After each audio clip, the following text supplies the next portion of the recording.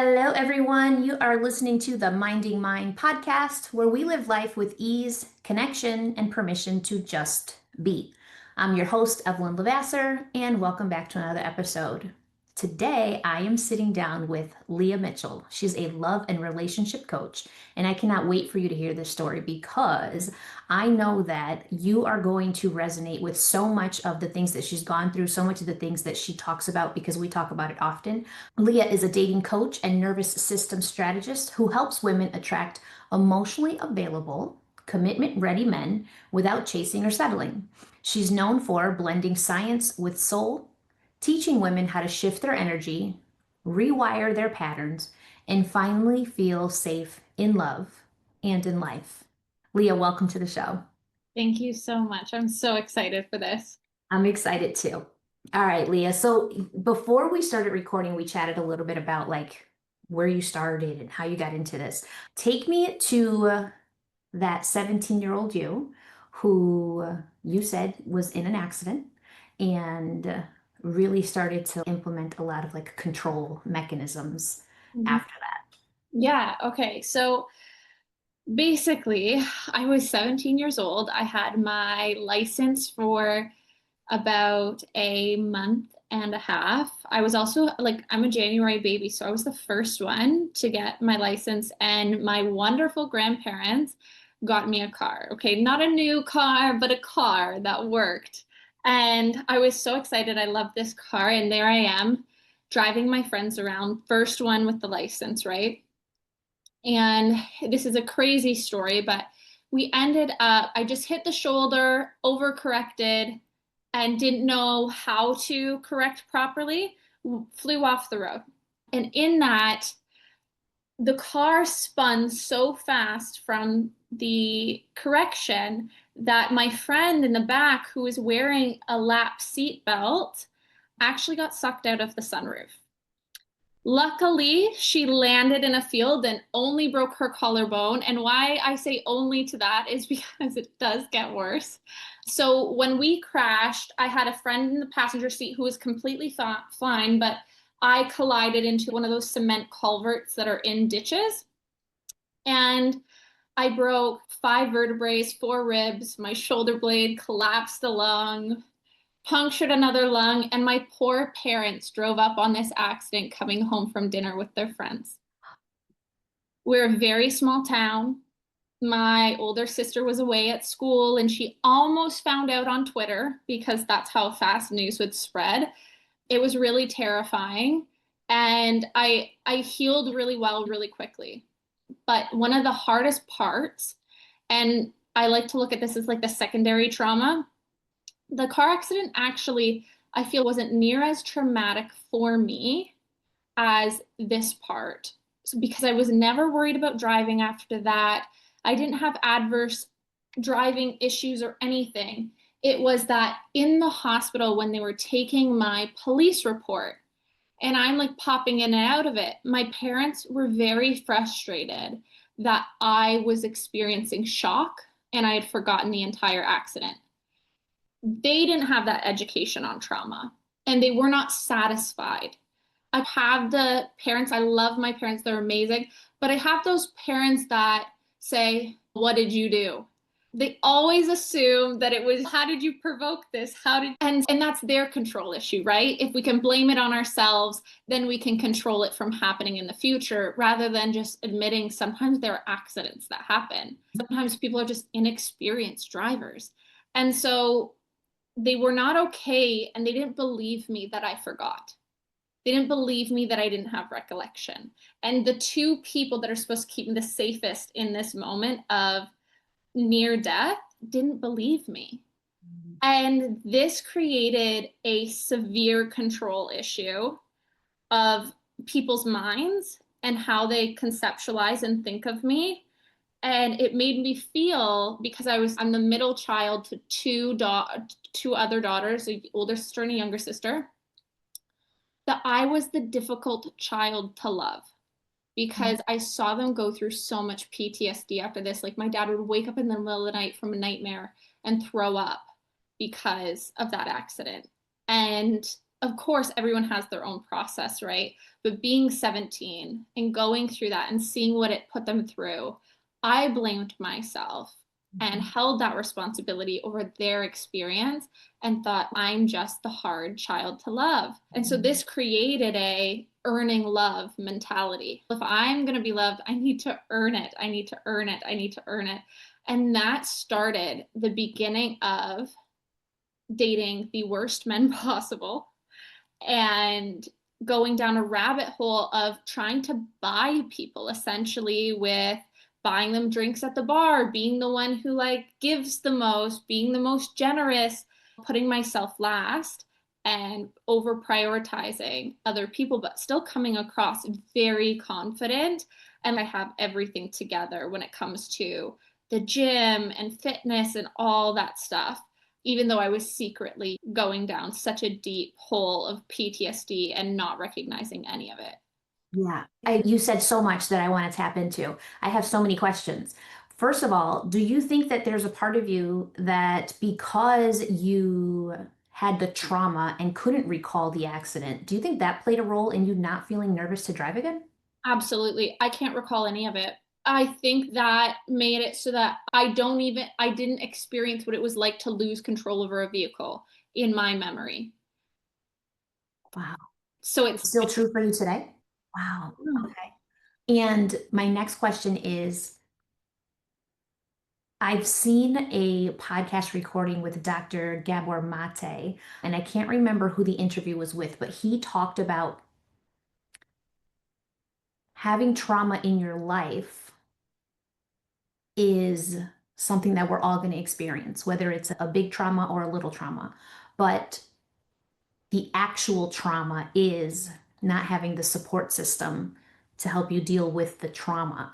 My question, is there a part of you that always felt that part of I have to earn or I have to work for because of the like the type of parenting? I'm picturing my family and it was the same thing. A lot of the what did you do? What did you say? There was always this insinuation that I could have done something different to prevent the thing that happened, whether it was big or small. So there was always a part of me from when I was little that thought, if something goes wrong, it's my fault. So that safety net wasn't there to begin with. Did you feel that prior to your accident? I would say so. And I think it's, even if they didn't attempt to parent me that way, it was the standard that they held for themselves, Yeah. Oh, right? yeah. I grew up with entrepreneurial parents that work super freaking hard for everything they have. And so their level of self responsibility is intense. And that is an amazing thing to have. That there's no victim mentality in these people. They're very like, you can control your destiny. You have the ability to change anything.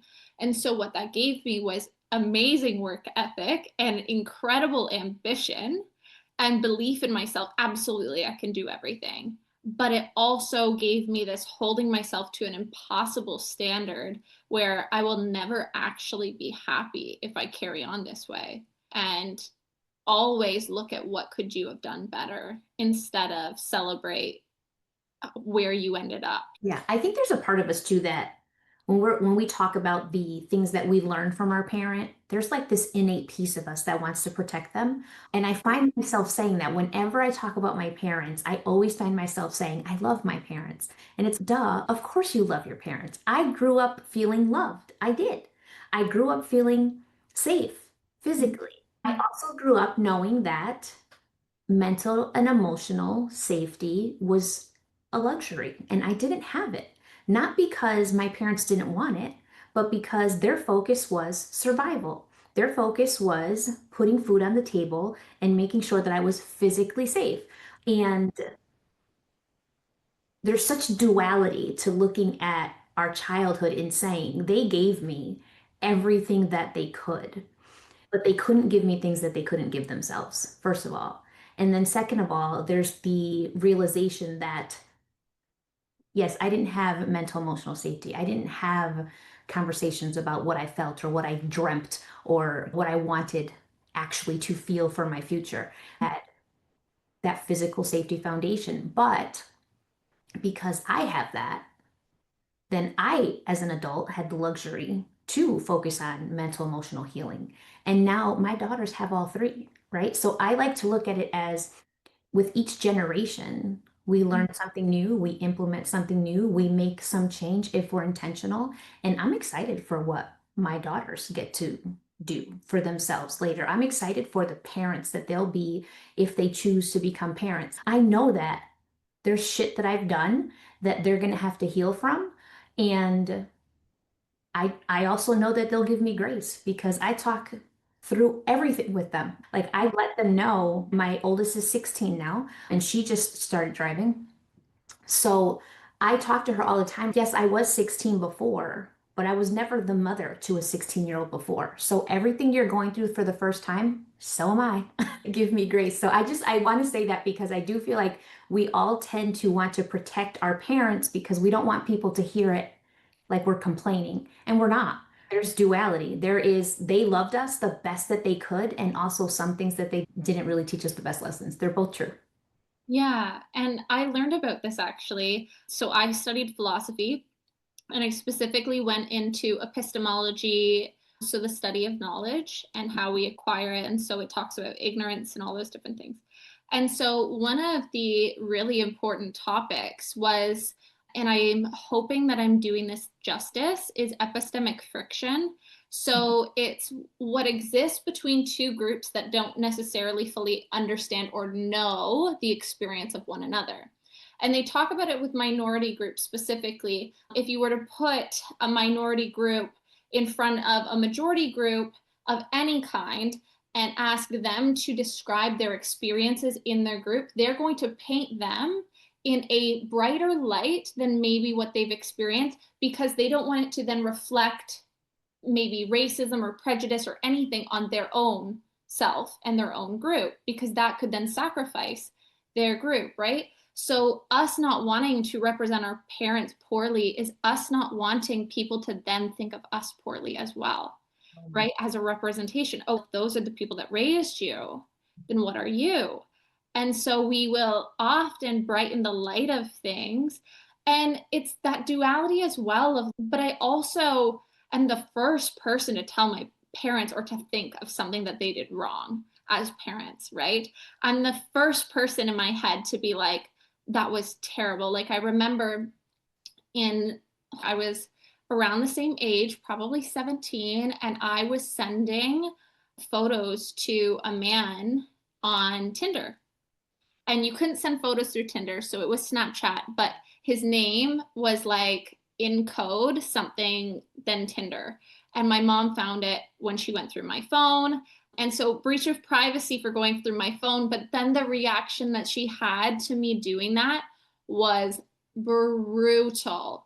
And years later, me still holding a grudge about it, and now I don't at all, but was something similar happened to me, and then that person spread that what I had said to them, what I admitted, and shamed me and my sexuality as a kid in front of a bunch of other people. And so she was still holding on to the trauma of what she went through and thinking about how terrible that felt.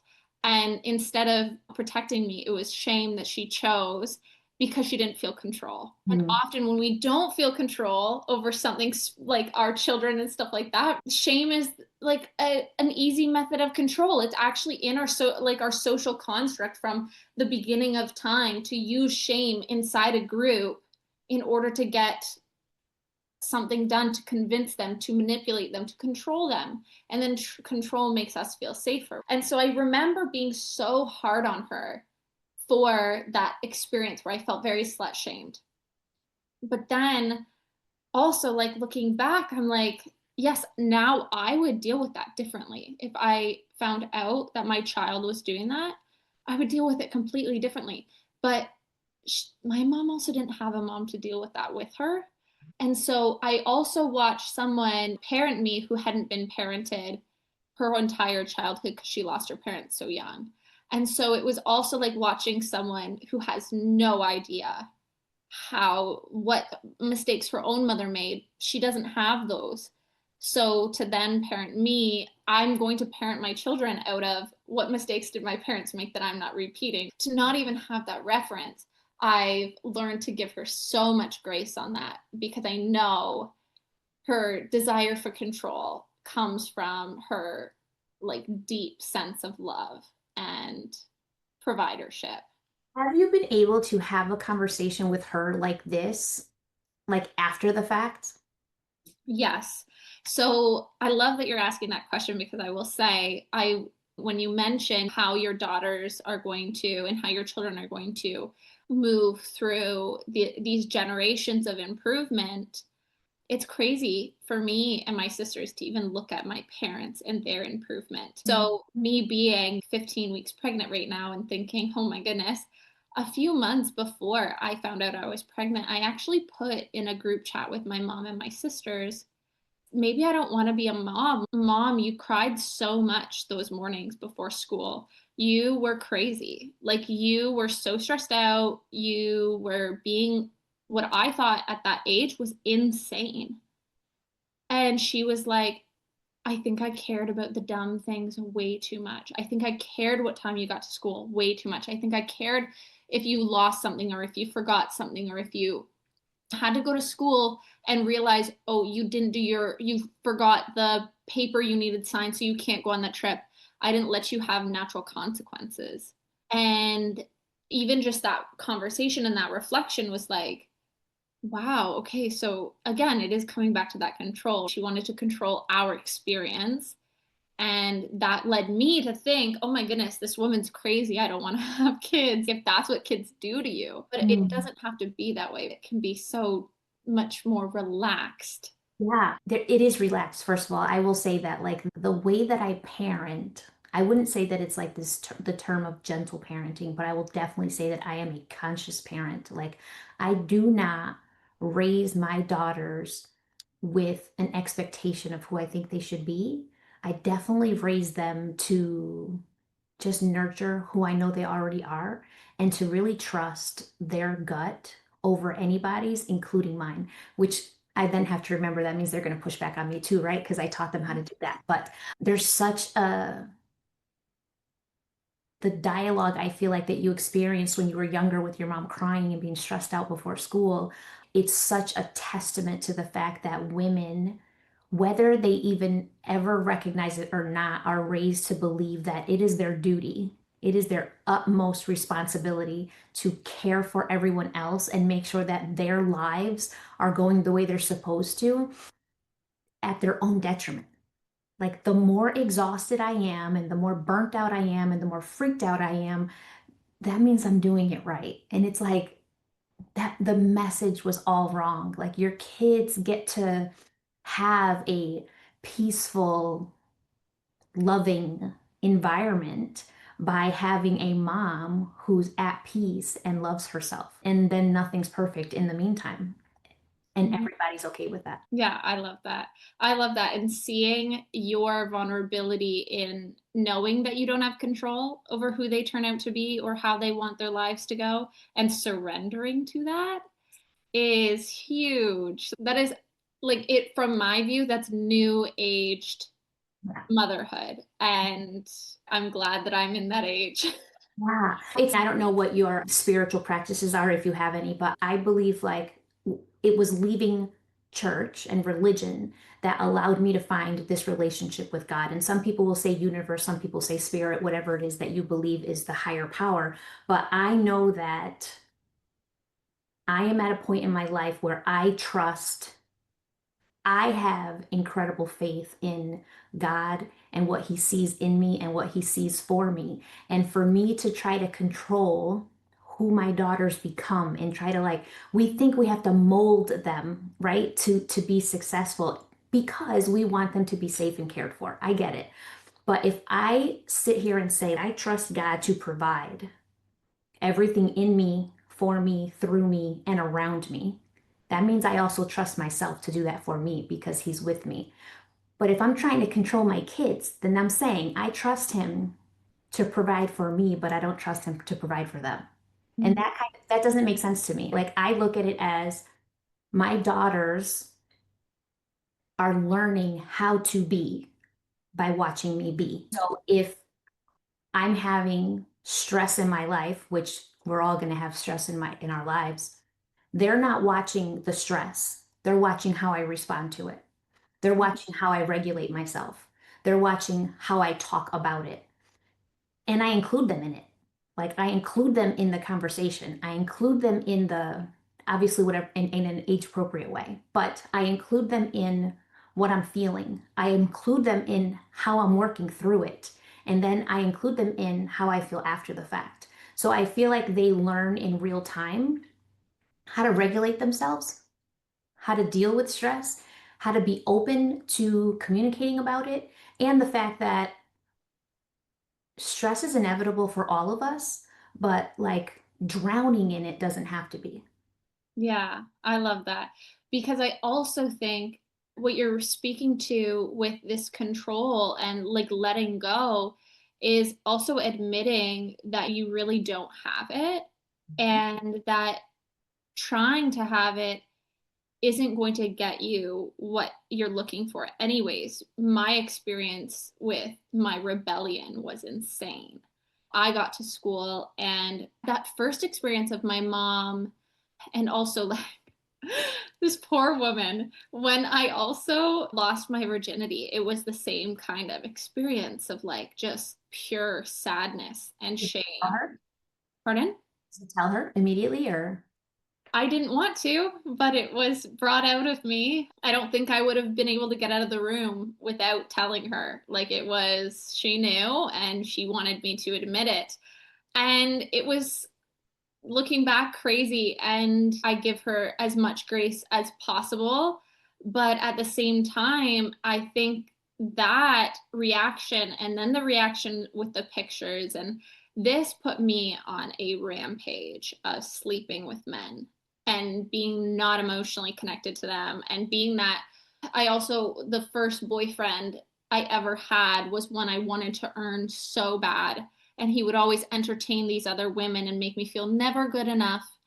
And so that cycle created this dating character in me, this archetype of I want to control the situation by sleeping with them and then being the cool girl that doesn't get emotionally attached and completely exits when she wants to and leaves them wanting more.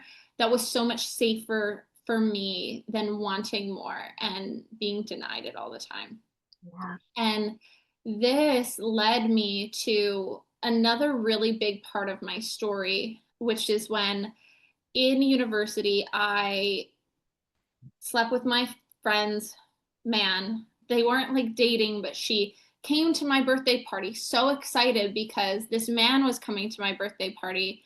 And was never attracted to him. I didn't understand how this even happened, but it was another one of those moments where, and even to this day, like if I were to drink too much, my entire recollection of right to that first drink is gone. My dad has the same kind of thing. And so having zero recall over what happened that night really just brings so much shame because I'm like, I don't know if I asked for it. I don't know if I didn't. I don't know what happened. And that was the approach that I took when I did finally tell her after he had convinced me for months to not tell her. And I finally told her, and being able to be like, I don't remember anything. And I can't tell you that I did something right or wrong or who I was in that moment when this happened, but I feel so terrible. I love you so much. And this was my greatest shame ever. And that shame then resulted in more sleeping with men, more men who didn't respect me until like a month later, I experienced a sexual assault with a man who I had been seeing for a little while. It wasn't just a fluke situation. It was somebody that I went to the gym with and worked out with and trusted and went to my school. And this happened, and my parents approached.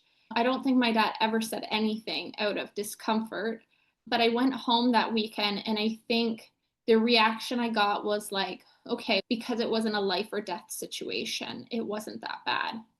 And I Mm. think that was my parents' way of handling that they were upset that it happened in the first place. If they can belittle it in their mind, then they don't feel responsible or like they did something wrong. And so that's when my PTSD really hit its all time, right? This is secondary trauma of my parents not really believing me again in the most vulnerable part of my life, holding shame, thinking I'm a terrible person. Fast forward to a few weeks later, I was trying to get birth control. I was trying to get an IUD, and they make sure you don't have any sexually transmitted infections. It turns out that I had chlamydia and from the sexual assault. And so I am on the phone with the clinic who's telling me we're going to have to move your IUD appointment and tell us all of your past sexual partners, and we need their phone numbers and we need to contact them. And I'm on a bus at school, bawling my eyes out. Like now I can laugh about this because it actually, the series of events is insane. Bawling my freaking eyes out about this experience and telling them these names and these numbers, and like everyone's sitting around me on my way to a man who I actually started like seeing, who had taken me out on some really nice dates, who from that assault, I completely shifted who I wanted to be around. That moment of being with a man who I knew was the wrong man to be with totally shifted the way that I conceptualized myself in dating, and decided I'm only going to be around men who are a certain way. And I know that doesn't prevent anything from happening if it's going to happen, but that was the shift that had happened. And so this man was really nice, and I went over to his house. I got dropped off there from the bus, and instead of telling him, I slept with him. And obviously in that moment I should have told him, but my brain thought, what does he want? He wants to just sleep with me, and I don't know how to tell him this. And so after that, I literally got up after and left, and I texted him and told him, I'm sorry that I left so awkwardly. I need to tell you something. I have chlamydia. And he said, oh, no problem. Thank you for letting me know. I'm sorry that's happening to you. I'll just go to the pharmacy and get a pill. Did you get everything you need? That was his reaction. No shame. No, what did you do? No, who did you get this from? No, nothing. It was no problem. Like, I'll take care of myself. Are you taken care of?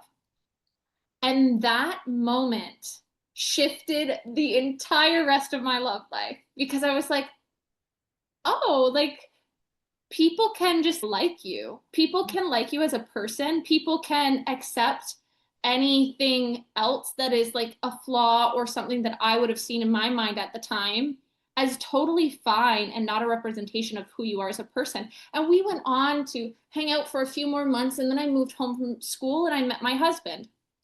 And I truly think that man and that relationship, though casual and more of a friendship than anything, truly shifted like what I could have in Mhm. my love life. I didn't need to earn it. Like I've told this man something so awful that I thought at the time. Like I had also called my brother-in-law and thought I was dying when they told me that I got chlamydia. Like I didn't have that sexual knowledge that this was okay and it was just a pill that you needed to take and it would go away.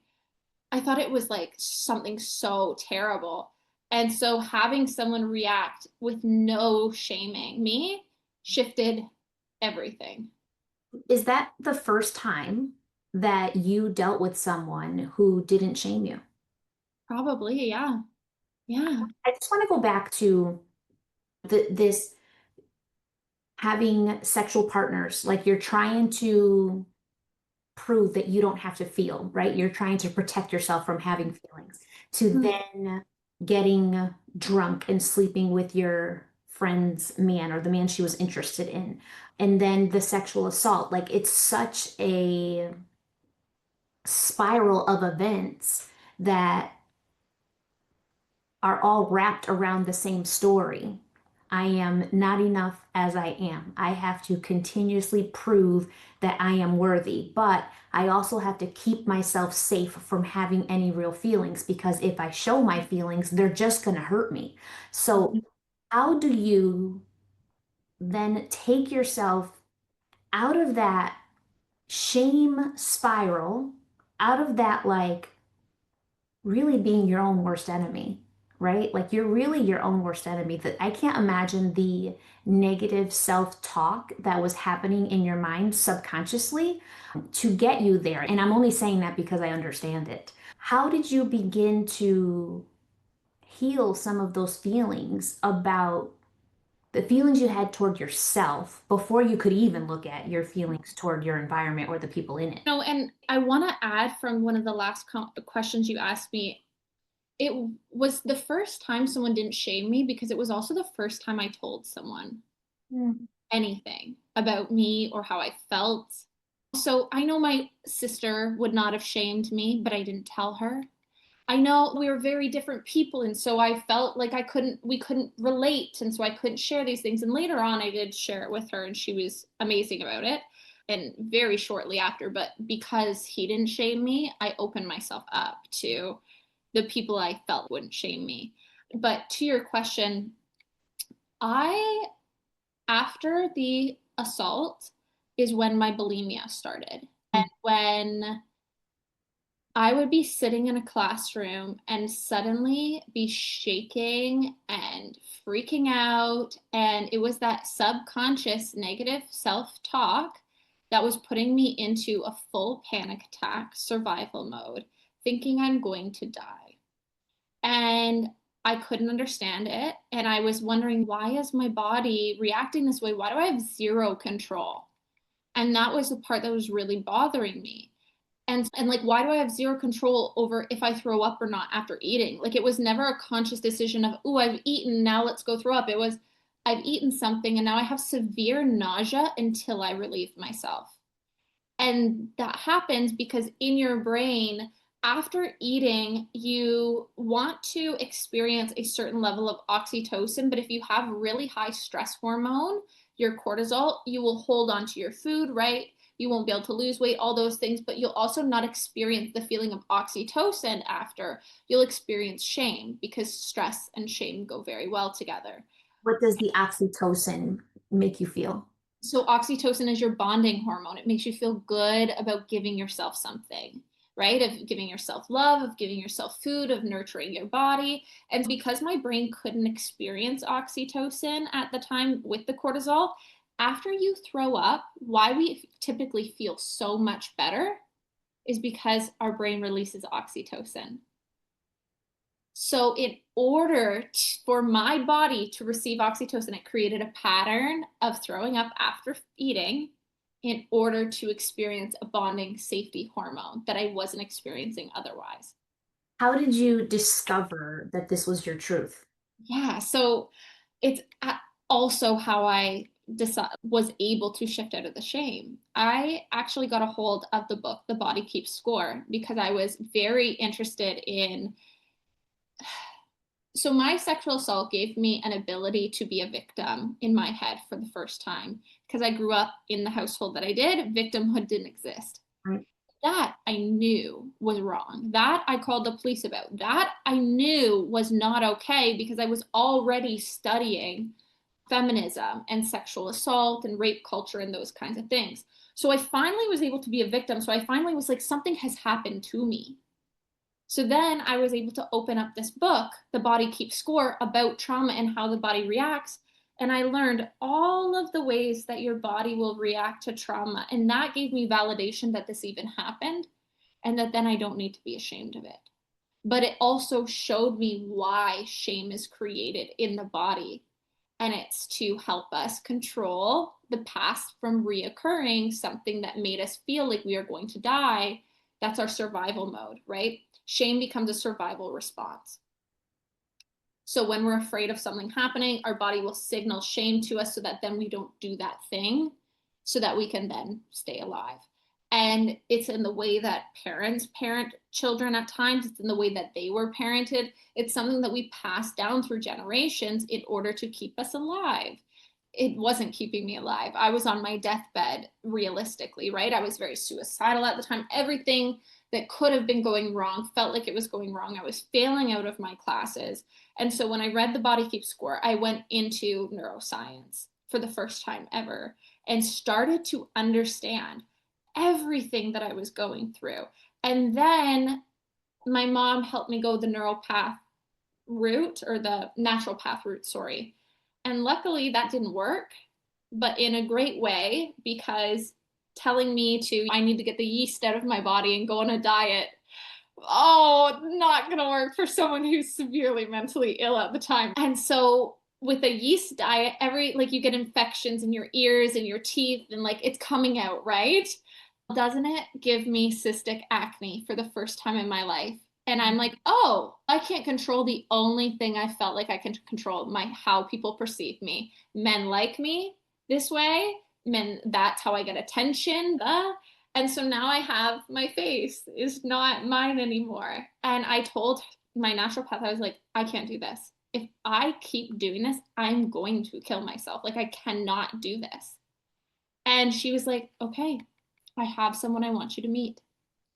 And this was a woman who practiced what's called kinetic divination, and it's what I use specifically with my clients.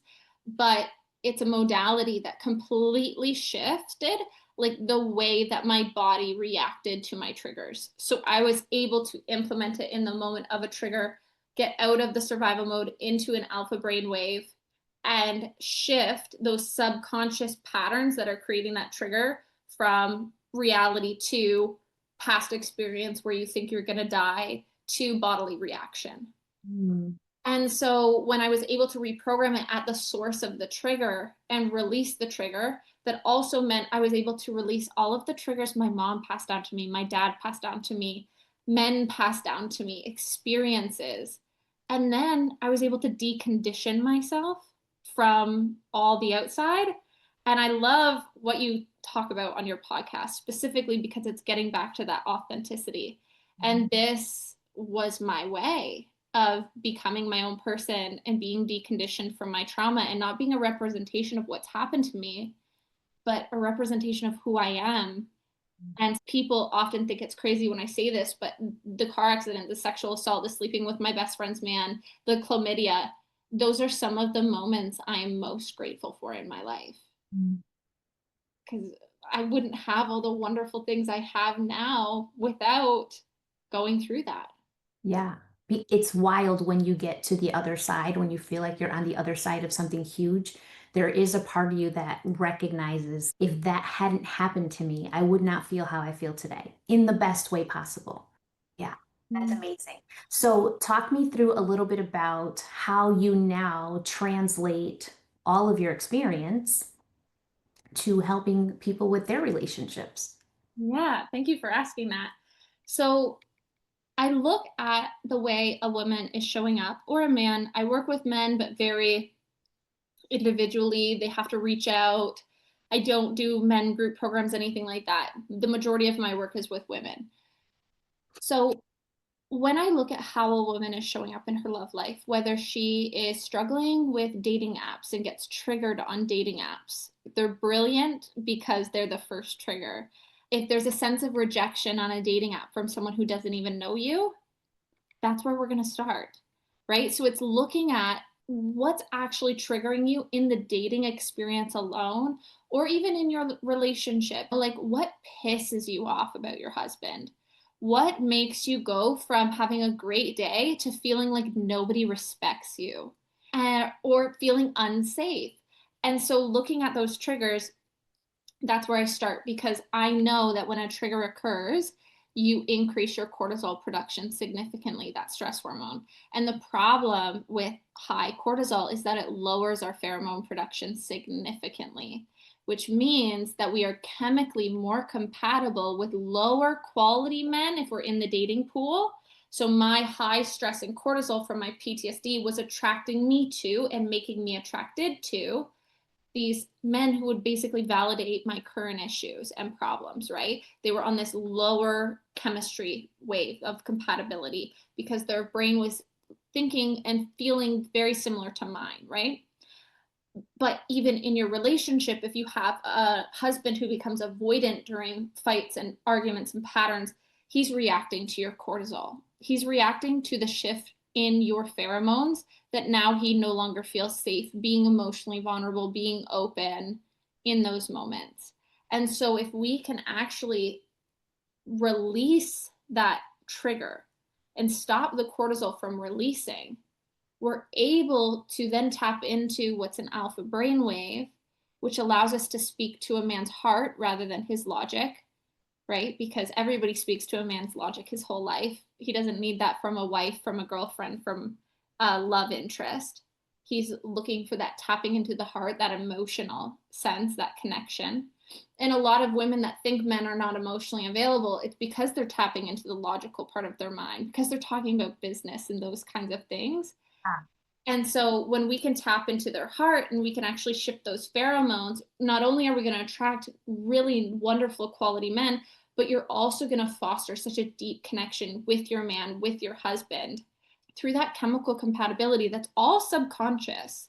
That's all happening in the background. We're not aware that's what's driving a man away or breaking a connection or attracting us to the wrong men. But it's chemistry, it's compatibility, it's an aura essentially of energy that we can feel, but we can actually break that down perfectly into brain science. Okay, I have two questions that are coming up for me. My first one is, do you feel that men are aware that they crave that heart connection?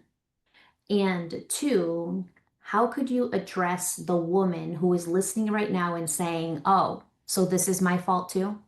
I have to do everything else, and now I have to be responsible for how he responds to my fucking body. What else can you throw on my plate? How do you respond to that? Yeah, let's start with the second one first.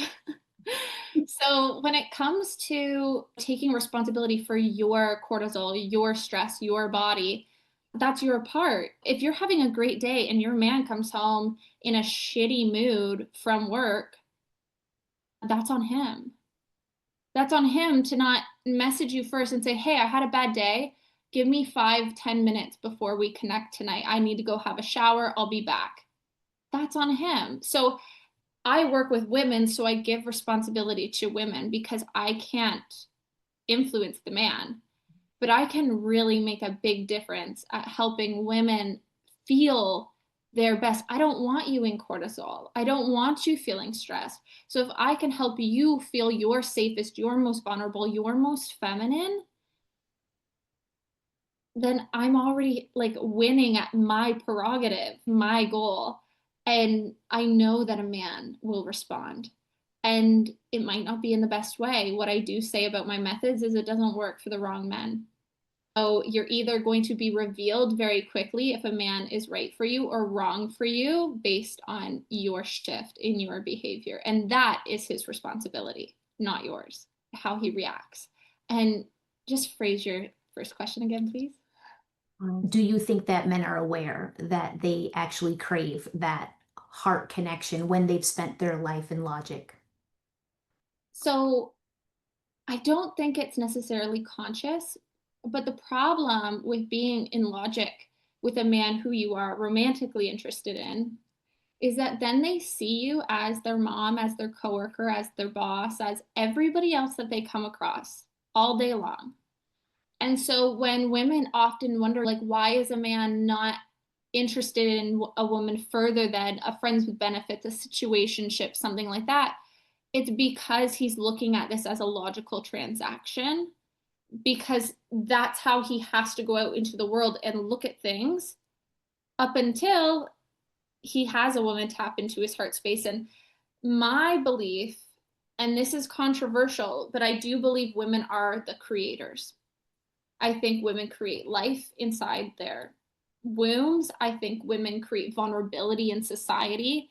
I think women create that emotional connection. And we don't see it in groups of men to men very frequently, even looking at suicide rates being 97% male. There's a huge issue with men not talking to each other. And also the different rates in married men are far less likely to commit suicide than single men. And so there's this big gap, and I'm not putting this responsibility on women to make a man emotionally mature. But what I am putting on women is, if you want to have an emotionally connected relationship with a man, don't go into it through a logical way, because you won't tap in to that side of him. And men being typically discouraged from tapping into that side of themselves throughout life based on social constructs, if you can open that up, sometimes you don't have a lot of work to do at all.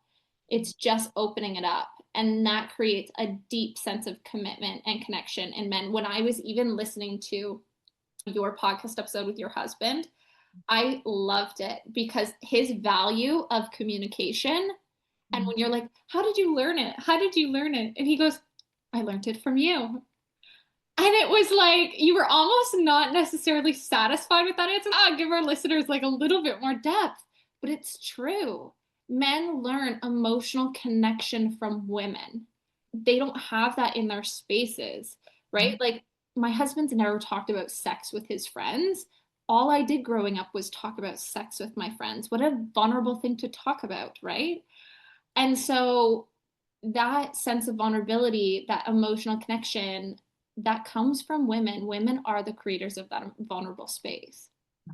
I 100% agree with you because it wasn't until maybe the last 5 years or so where I really recognized that the things that I was unsatisfied with in my marriage, I created them because I was trying to be low maintenance. I was trying to not be vulnerable. I had a real hard time letting myself cry. I led myself in my relationship with a do attitude and never just be, right? So it literally is in it when my husband said that in that podcast, I was shocked to hear him say that because I was like, really?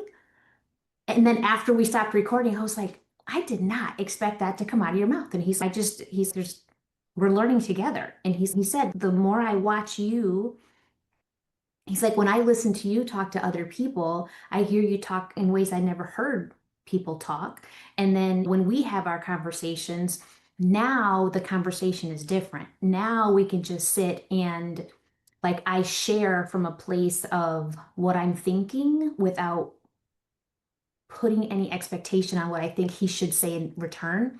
Where Evelyn, who got married 20 years ago, was like, it's your job to make me happy and we should complete each other and blah, blah, blah, blah, blah. Where really now it's no, we're two totally complete human beings that get to complement each other and know that we're a beautiful addition to each other's lives, but we're not the reason for them. It's a different acknowledgement of who I am impacts who he's able to be with me.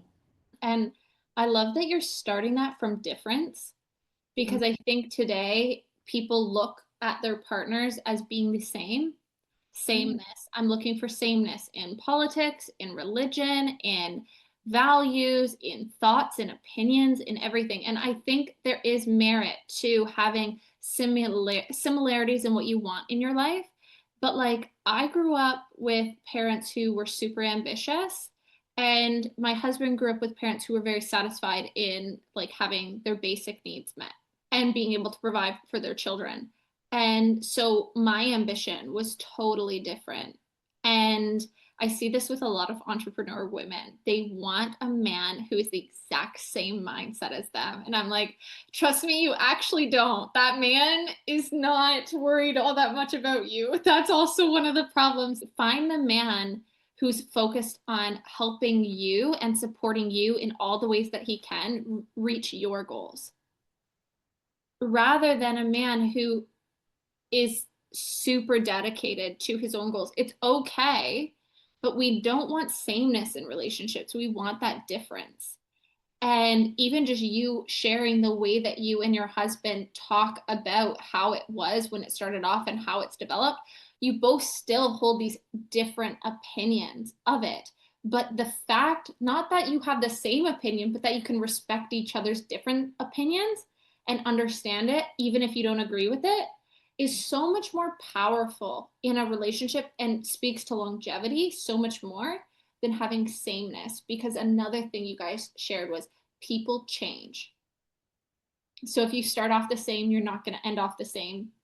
And if you start off the same and value that, you're going to miss the whole very important piece of being able to respect each other's differences. What if you can't?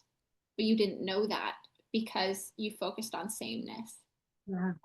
I think that also there's a part of us that wants that sameness because, again, back to that control, we think that if they're the same, then that guarantees they'll feel the same going forward. And I guess I live by the thought that, first of all, I want to forever be evolving. I want to forever be reaching to new levels of me. And I getting to fall in love with new versions of me over and over again because it's like, ooh, who is this woman going to be 5 years from now? That sounds really amazing.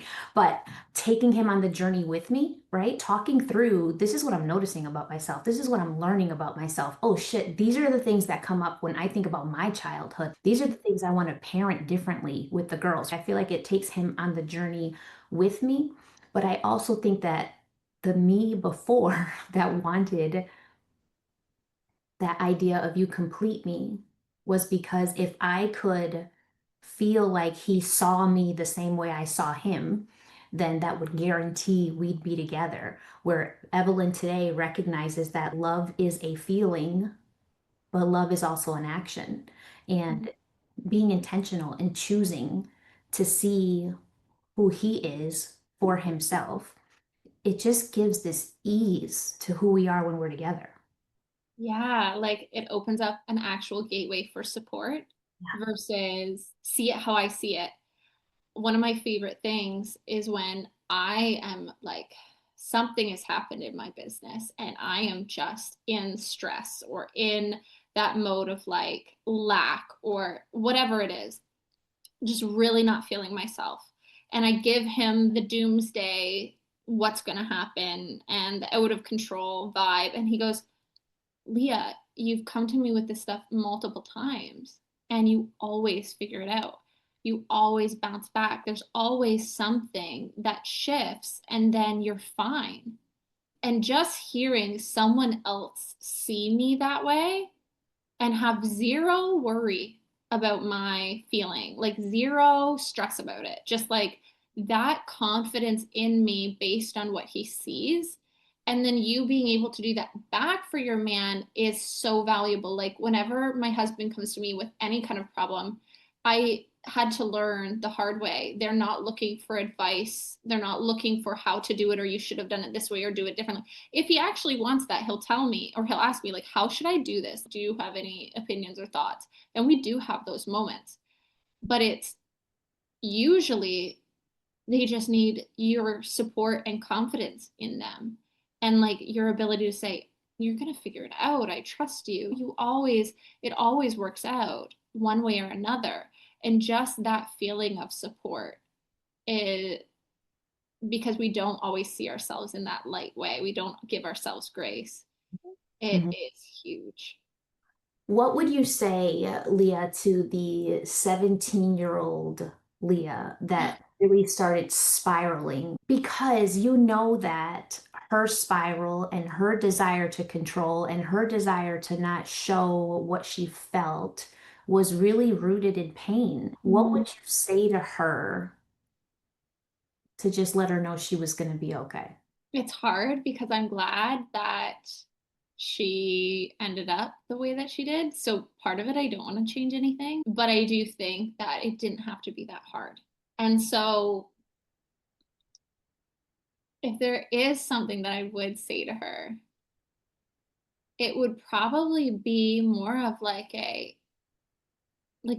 write down your feelings, actually feel them, take a moment and share with yourself, just yourself, like how do you actually feel about these things? Because I was in such an autopilot mode of distraction after my car accident. I was 9 weeks. So I got the clear at 6 weeks that all my bones had healed, which Wow. was insane, right? 17-year-old body drinking protein shakes my entire, and I actually did rest. And I think that made a huge difference. And so my first run back, because I was a big runner at the time, was like a 5K. And I felt great. And that was like at week 7, 8. My mom was pissed. It was insane. But then I ended up losing control over my running when I started a birth control that was not good for me. and I was like allergic to it. And so it made me like gain a bunch of weight really quickly. Again, control issues came, right? No control over my body. Oh my God, everything's changing. And so I got really into the gym. And I had these like before school every day at 5 a.m. I would go and get on a Stairmaster for 45 minutes. And then after school, I would go and power lift every single day. It was insane. And I was maybe sleeping 4 hours at the time because I was having a lot of nightmares, probably post car accident as a result. But I was still, again, not being consciously aware that was it. So if I could have just documented to myself how I'm actually feeling, I think I would have opened up this gate so much sooner because I was on the autopilot of just doing and completely guarded from any feeling that as long as I could accomplish these things, as long as I could get to the gym, as long as I could control my schedule, that was good enough for me to keep going this way. And so even when people are like, how did you get through that? I didn't even feel it. I was completely disconnected. And so if I could have just sat down and felt, and I guess that's all it would be is like, how do you actually feel about your love life? How do you actually feel about how this man is treating you? How do you actually feel about your relationship with your parents? How do you actually feel about like how hard you're working out? What are the actual emotions around it? If I could have even tapped into those at 10%, I think the story would have revealed itself sooner, even just to be the same, but revealed itself sooner for sure. I wonder if there's even a question in there of when you talked about how you actually felt, like how do you actually feel about yourself when you're not involved with a man, right? There's so much that comes from that too. I love the work that you're doing, Leah, because I don't think that women are fully aware of how much the way they feel about themselves and the way they show up and I guess the silent expectations that they have of what a relationship is supposed to bring to them, Mhm. that they don't ever realize how much of an impact just who they are is on the relationships that they bring, like how they show up and how they care about themselves and how they love themselves and how they talk to themselves. And I know that you work with the neuroscience part of it. I think it has to start with awareness too, right? Mhm. So how, if someone were looking to work with you for relationships in general, really even with themselves, how could they connect with you? So the best place to find me is on Facebook. That is my true love for my business. I'm in a lot of Facebook groups and things like that, but there's always good stuff on my profile. I also have a podcast called The Goddess of Love. And so we come out with a new episode every week. And one of the things you're going to notice is I take a very logical standpoint on a lot of these things. But remember, if we're working with triggers, we're working with the emotional, right? We're getting to the shame, we're getting to that depth. And that was the solution for me. I had to go to the depth, but I only was open to it looking through a book that talked about research and the science and the brain.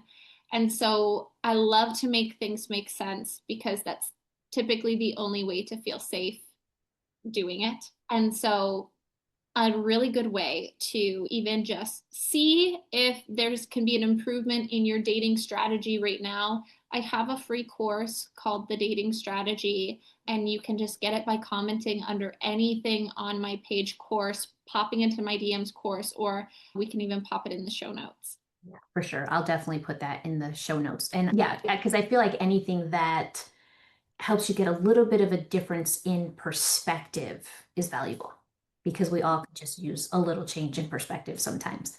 Okay, before I can let you go, because this conversation has been amazing, before I can let you go, I have to ask you the question of the hour. And that is in this community, we're all about focusing on what makes us feel good, what aligns with our soul, our purpose, our impact, the way we want to live without anybody else's shoulds on top of it. So that's what we call minding mind, minding ours. How does learning to live life your way for you and feeling what you actually feel today, how does that impact the legacy that you're going to leave? I love that we talk so much about parents and children and all those things today. And I like to think about it also in the greater scheme. Though the women that we are in relationships really represents the children and how they go about their relationships. And so, even being single, there's nothing wrong with it. It's easier to be single today for a woman than it's ever been before. And I think that protects women from the wrong relationships, which is a beautiful thing. But really not allowing yourself to have the love of a man out of fear, out of worry of wasting your time, out of worry of choosing the wrong man or getting it wrong or showing your children the wrong thing is also sacrificing them from seeing the right thing and them seeing their mom get the right kind of love. That's one thing that I know my parents gave me in a beautiful way is their wonderful marriage. And that has led my older sister to have a beautiful relationship so early on, beautiful daughters, and now me to be in a wonderful relationship with my husband, even though it took me a little bit more to get there. And so, in terms of my legacy, I want to create that generational safe love and support in families. I do believe in the nuclear family construct and biasly because it's one I grew up in.